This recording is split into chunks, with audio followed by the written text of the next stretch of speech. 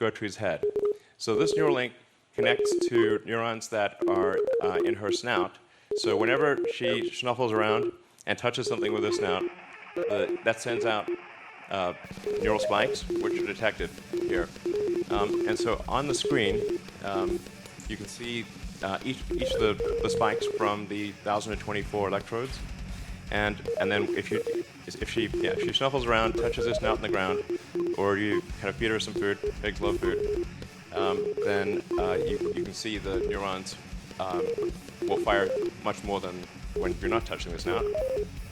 And that's what's making the beeping sound. All right, cool. So as you can see, we have a healthy and happy pig, initially shy, but obviously high energy and kind of loving life. And she's had the implant for 2 months. So this is a healthy and happy pig with an implant that is 2 months old and working well. Yeah.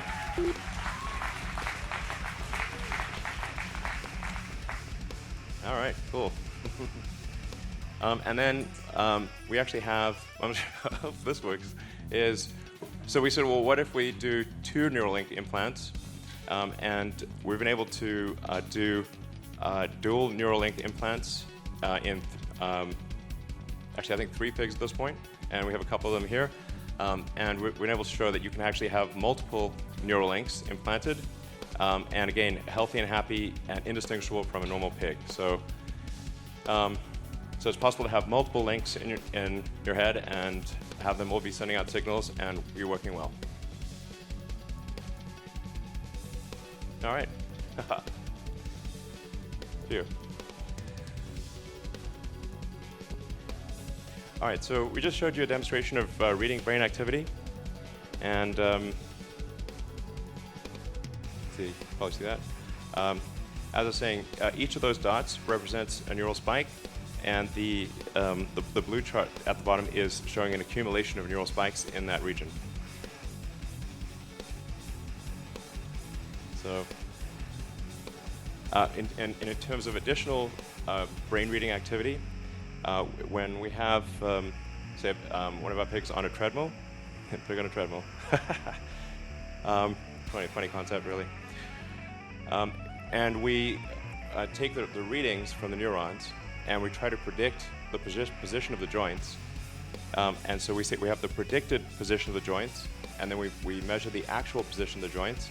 You can see that they're almost exactly aligned. So we're able, with a wireless neural implant, to actually predict the position of all of the limbs in the pig's body with very high accuracy.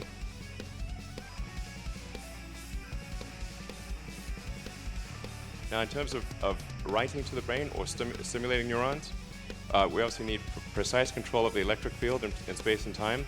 We need a wide range of current for different brain regions. Some regions require delicate stimulation, some require a lot of current, and you want obviously no harm to the brain over time. And the way part of the way we analyze the stimulating neurons is with a 2-photon microscopy. I always have trouble pronouncing it, microscopy. And it's very impressive technology. You can actually literally see in real time how the neurons are firing. So the red sort of things are the neurons. Red sort of flashing things are the neurons firing. Or I should say the electrodes firing. So the red things are electrodes firing, and then the green are the neuron bodies responding to the current from the electrode. So you can see them lighting up different brain regions. And then by carefully controlling the electric field, you can actually have one electrode influence possibly 1,000 or 10,000 neurons. So although you might only have 1,000 electrodes implanted, you could be influencing millions of neurons.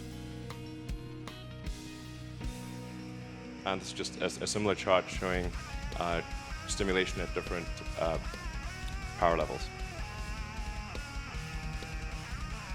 So, like I said, for the initial device, it's read-write in every channel with about 1,024 channels, all-day battery life, recharges overnight, has quite a long range, so you can have the range being to your phone, I should say. That's kind of an important thing. This would connect to your phone, and actually the application would be on your phone, and it would be communicating by essentially Bluetooth Low Energy to the device in your head. That's why I say in a lot of ways it is like a Fitbit in your skull with tiny wires. So, and then like I said, you would not be able to see the device at all. You would look completely normal and just have a small scar under your hair. And we're making good progress towards clinical studies. I'm excited to announce that we received a breakthrough device designation from the FDA in July, thanks to the hard work of the Neuralink team.